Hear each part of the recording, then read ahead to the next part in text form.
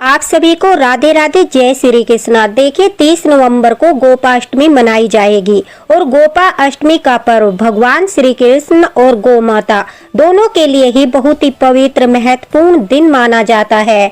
जो लोग कार्तिक स्नान करते हैं वो गोपाष्टमी का व्रत करते हैं और माता लक्ष्मी की कृपा प्राप्त करके, ठाकुर जी की कृपा प्राप्त करके अपने जीवन को खुशहाल बनाते हैं। लेकिन जो लोग कार्तिक स्नान नहीं करते, कार्तिक स्नान के नियमों का पालन नहीं करते, अगर वो भी गोपाष्टमी के दिन व्रत करते हैं, गौ माता की सेवा करते हैं, तो उन्हें भी कार्तिक स्नान का फल प्राप्त होता है।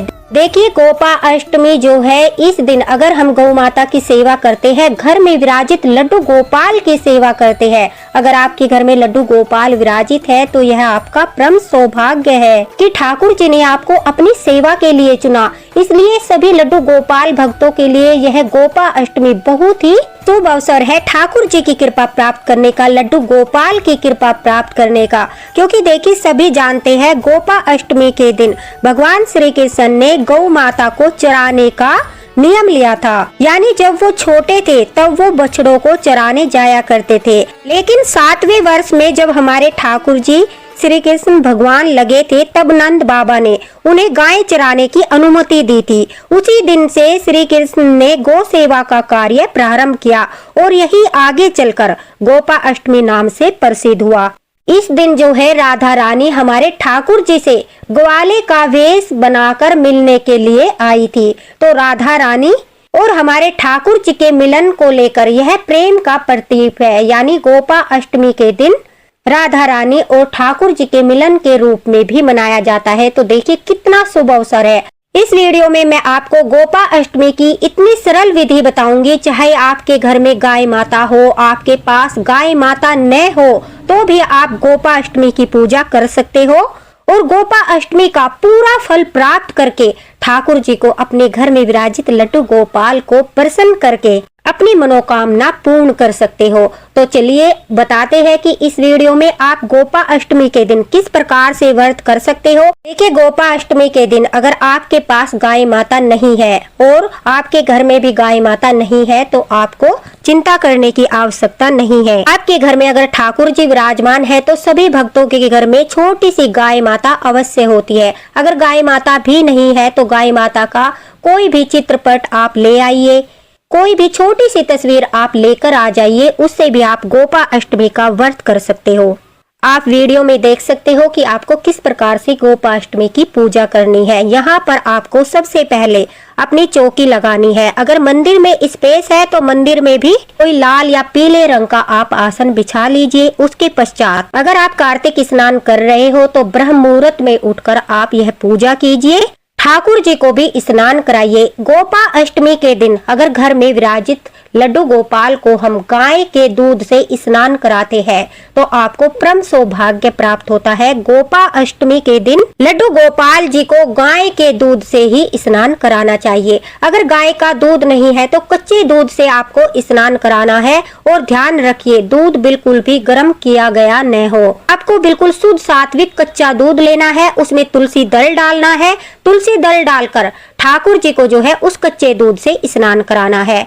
गाय का दूध है तो बहुत ही ज्यादा उत्तम है। अगर गाय का दूध नहीं है तो फिर भी कच्चे दूध से आपको ठाकुर जी को, लड्डू गोपाल को स्नान कराना है। उसके पश्चात ठाकुर जी को कोई भी आप जो है पीले लाल रंग की पोशाक धारण कराइए और चंदन का तिलक लगाइए। चौकी लगाई है तो उस पर विराजित कीजिए, वरना आप मंदिर में ठाकुर जी को विराजित कीजिए। उसके पश्चात कोई भी चित्रपट लेकर या छोटी सी गाय माता आपके पास अवश्य होगी अगर आप लड्डू गोपाल की सेवा करते हो। तो देखिए आपको गौ माता का जो चित्र है, अगर आपको तो उस पर जल छिड़क कर आपको गौ माता को स्नान कराना है। लेकिन अगर आपके पास छोटी सी गाय माता है तो उन गाय माता को भी आपको ठाकुर जी के बाद स्नान कराना है।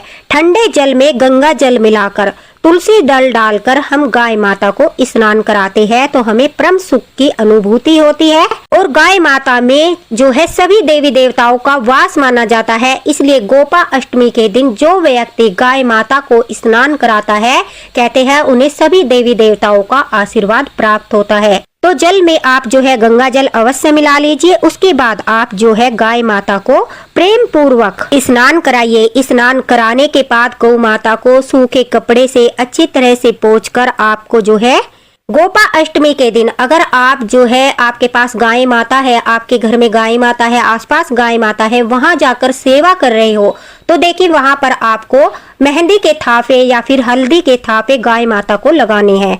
अगर आप चित्रपट पर या गाय माता की मूर्ति पर पूजा कर रहे हो तो आपको चंदन के तिलक लगाने हैं। चंदन के तिलक इसलिए क्योंकि मेहंदी से अगर हम थापे लगाएंगे या फिर तिलक करेंगे तो उसके निशान फिर नहीं जाएंगे, तो उसके लिए आप चंदन से भी तिलक लगा सकते हो। चंदन से तिलक लगाइए। अगर आप गौ माता की आसपास में सेवा कर रहे हो तो फिर आप हल्दी के या फिर मेहंदी के उन पर हाथ से थापे लगाइए। 5 थापे गाय माता पर अवश्य लगाइए। उसके पश्चात घर में ही जब आप गाय माता की पूजा करते हो, मूर्ति से, उनकी प्रतिमा से या फिर चित्रपट से थोड़ा सा चावल रखकर, अक्षत रखकर हम उन्हें आसन देते हैं। पूजा प्रारंभ करने से पहले जो है हम गणेश जी भगवान को भी यहाँ पर चावल रखकर या फिर फूलों से आसन देकर फूल से उन्हें भी स्नान कराएंगे। इस प्रकार से हम अपनी चौकी पर गणेश जी भगवान, ठाकुर जी और गौ माता को विराजित करते हैं। उसके पश्चात अगर आप व्रत रखना चाहते हो और कलश की स्थापना करना चाहते हो तो आप 1 लोटा शुद्ध जल भरकर उसमें सिर्फ 1 लौंग का जोड़ा डाल दीजिए। उसके पश्चात थोड़े से चावल चौकी पर रखकर उसके ऊपर अपना जल से भरा हुआ कलश रखिए। कलश के ऊपर आप नारियल भी स्थापित कर सकते हो, नहीं तो आप जो है कोई भी ऋतु फल आप कलश के ऊपर स्थापित कर दीजिए। यह आपकी कलश स्थापना हो जाएगी और नवमी के दिन यानी अष्टमी से अगले दिन नवमी के दिन ही यह कलश उठाया जाता है। और गोपा अष्टमी का पारण भी नवमी के दिन सुबह के समय किया जाता है, यानी पूरे दिन रात का व्रत होता है। अगर आप कलश स्थापना करना चाहते हो तो कलश स्थापना कर सकते हो, अन्यथा आप कलश स्थापना के बिना भी गोपा अष्टमी का व्रत कर सकते हो। उसके पश्चात आपको अगर अखंड दिया लगाना है गोपा अष्टमी का तो फिर आप जो है चावल से कोई पात्र भरकर उसमें अपना अखंड दिया लगा दीजिए और नवमी के दिन तक आपको यह दिया, जब तक आप पारण न कर लो उस समय तक आपको यह दिया जलाना है। तिल के तेल से दिया जला सकते हो, देसी घी से भी आप दिया जला सकते हो, जैसा आपको उचित लगे। अगर आप अखंड दिया नहीं जलाना चाहते तो छोटी सी जोत को इतना भर लीजिए ताकि आपकी पूजा आराम से हो जाए और 1-2 घंटा आपकी ज्योति चलती रहे। उसके बाद आप शाम को भी पूजा अवश्य करें। गोपाष्टमी के दिन शाम के समय भी गोधिल मुहूर्त में आप पूजा अवश्य करें। अगर आप अखंड दिया लगाते हो तो शाम के समय आपको दीपक जलाने की आवश्यकता नहीं होती, क्योंकि पहले से ही हमारा अखंड दिया हमारे मंदिर में प्रज्वलित है। अपना दीपक प्रज्वलित करने के पश्चात गणेश जी भगवान को, ठाकुर जी को हम जो है चंदन से तिलक लगाएंगे, गोपी चंदन से। उसके बाद देखिए गोपा अष्टमी के दिन ठाकुर जी को जो है गाय के दूध से बने पदार्थ का भोग लगाने से ठाकुर जी बहुत अधिक प्रसन्न होते हैं। और इस दिन जो है गाय माता के दूध से बना मक्खन का भोग ठाकुर जी को लगाया जाता है, गाय के दूध का भोग लगाया जाता है, गाय के दूध से बनी मीठी दही का भोग ठाकुर जी को लगाया जाता है। गाय के दूध से बनी मिठाई का भोग भी गोपा अष्टमी के दिन लड्डू गोपाल यानी ठाकुर जी को लगाया जाता है। गणेश जी भगवान को भोग लगाते समय हमें तुलसी दल नहीं रखना है, लेकिन जब हम ठाकुर जी को भोग लगाएंगे उस समय सभी भोग में हमें तुलसी दल अवश्य ही डालना है, क्योंकि हमारे ठाकुर जी तुलसी दल के बगैर भोग स्वीकार नहीं करते। तुलसी दल नहीं है तो आप जो है तुलसी माला भी ले सकते हो। ठाकुर जी को भोग लगाने के पश्चात हमें गौ माता की पूजा करनी है। देखिए गोपा अष्टमी के दिन गौ माता को गुड़ और चना खिलाने से परम सौभाग्य की प्राप्ति होती है, घर में धन की बरकत होती है और जो है गौ माता प्रसन्न होकर हमें आशीर्वाद देती है। तो गोपा अष्टमी के दिन गौ माता को गुड़ और चने का भोग अवश्य लगाए। चने की दाल और गुड़ का भोग भी जो है गाय माता को लगाया जाता है। गाय माता को इस दिन हरा चारा खिलाया जाता है, इसलिए घर में हरे चारे के रूप में आप दूध गाय माता को अवश्य चढ़ाए। तुलसी पत्र भी गाय माता को अवश्य ही खिलाए। तुलसी पत्र खिलाने से हमारे ठाकुर जी प्रसन्न होते हैं, इसलिए गाय माता को आप दूब के साथ एक तुलसी पत्र भी अवश्य ही खिलाएं। गौ माता को आटे का भोग लगाया जाता है। सुहागन स्त्रियां इस दिन गौ माता को श्रृंगार भी समर्पित करती है। राधा रानी को भी गोपाष्टमी के दिन श्रृंगार समर्पित किया जाता है। आप जितनी चाहे 5-7 जो है श्रृंगार अवश्य ही गोपाष्टमी के दिन गाय माता को, राधा रानी को समर्पित करें।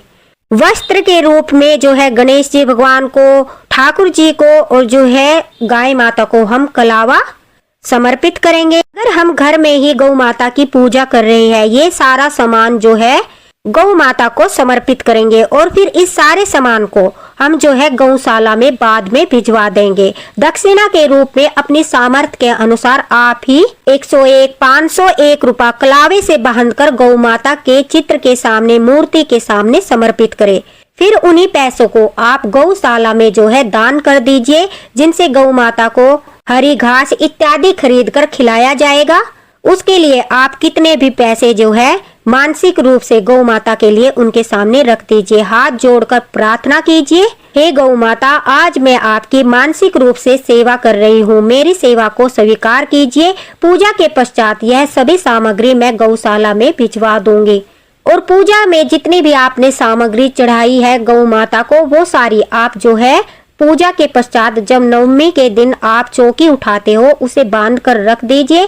पैसे भी उठाकर रख दीजिए। जब भी कभी आपका मौका लगे, आपके आसपास गौशाला हो या फिर चाहे दूर भी हो, जब भी मौका लगे, यह गोपाष्टमी की पूजा का सारा सामान, गुड़, चना, दाल, चना, जो भी आपने गौ माता को समर्पित किया है और जितनी भी दक्षिणा समर्पित की है, वो सब आपको गौशाला में ही देनी है, क्योंकि यह गोपाष्टमी की पूजा है और गौ माता को ही यह सारा सामान दिया जाता है। तो इस तरह से आप, अगर आपके घर में गाय माता नहीं है, आप गोपाष्टमी के दिन गाय माता की सेवा कर सकते हो, पूजा कर सकते हो।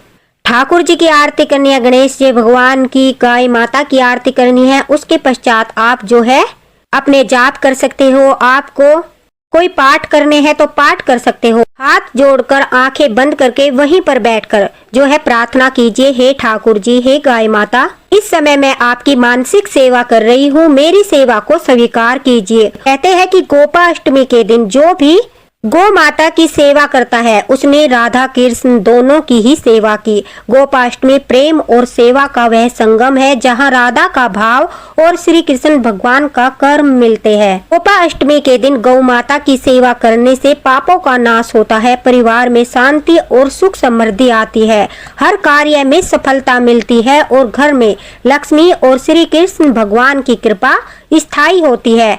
और मृत्यु के बाद जो भी गोपाष्टमी के दिन गौ माता की पूजा करता है, गौ माता की सेवा करता है, उसे गोलोक धाम की प्राप्ति होती है। तो इसलिए गोपाष्टमी के दिन अगर आप कार्तिक स्नान करते हो या नहीं भी करते तो गोपाष्टमी के दिन यह सेवा आप अवश्य कीजिए और गोपाष्टमी का पुण्य फल प्राप्त कीजिए। सारी पूजा करने के पश्चात जो है इस दिन दीपक दान करने का बहुत बड़ा महत्व है। गोपाष्टमी के दिन संध्या के समय 5 बजे के बाद गोधिल मुहूर्त में जो भी व्यक्ति दीपक दान करता है, दीप दान करता है, उस पर माता लक्ष्मी की कृपा हमेशा बनी रहती है, गौ माता का आशीर्वाद बना रहता है, ठाकुर जी प्रसन्न होते हैं। इस दिन भी आप जो है 365 बाती का दीप दान कर सकते हो, तुलसी की लकड़ी से दीप दान कर सकते हो। अगर इन सब चीजों से दीप दान नहीं करते तो केवल 5 दिए का दीप दान भी आप कर सकते हो। गोपाष्टमी के दिन अपने दरवाजे पर चौमुखी दीपक जलाने से परम सौभाग्य की प्राप्ति होती है और घर में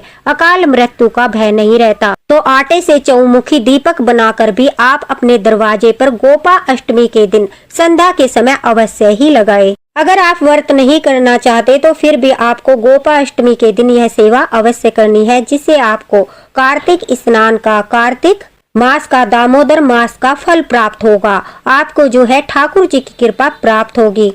इस दिन जो है अगर कोई गाय की पीठ को सहलाता है या फिर गाय माता के चरणों को धोता है, उन्हें ठंडा जल पिलाता है, तो उसके ऊपर गाय माता की कृपा होती है। और देखिए, अगर आपके आसपास गाय माता है तो आप गाय माता को गोपाष्टमी के दिन ये कुछ चीजें खिला दीजिए, आपको कभी भी धन की कमी नहीं होगी, आपकी आर्थिक समस्याएं दूर हो जाएगी।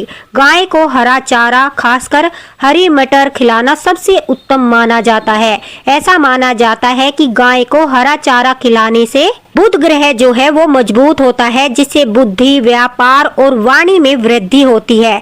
यह बच्चों के जीवन में खुशहाली और तरक्की सुनिश्चित करता है। इसलिए गोपा अष्टमी के दिन गाय माता को आप हरा चारा अवश्य खिलाएं। गोपा अष्टमी के दिन गाय माता को गुड़ खिलाने का विशेष महत्व है। गुड़ खिलाने से सूर्य देव की कृपा होती है, जिससे व्यक्ति को समाज में यश, सम्मान और प्रसिद्धि मिलती है। यह आपकी किस्मत को चमकाने और जीवन में सकारात्मक ऊर्जा लाने में भी मदद करता है। इसलिए अगर आसपास कहीं भी आपको गाय माता मिल जाए, किसी भी समय गोपाष्टमी के दिन आप थोड़ा सा गुड़ गाय माता को अवश्य खिला दे। उबले हुए चावल में मीठा मिलाकर गाय माता को खिलाने से धन की देवी यानी माँ लक्ष्मी बहुत अधिक प्रसन्न होती है। भगवान विष्णु प्रसन्न होते हैं और इससे परिवार में सुख, समृद्धि और खुशहाली आती है। तो गोपाष्टमी के दिन अगर कहीं भी आपको गाय माता मिल जाए, किसी भी समय आप जो है चावल में मीठा मिलाकर गाय माता को अवश्य खिलाए।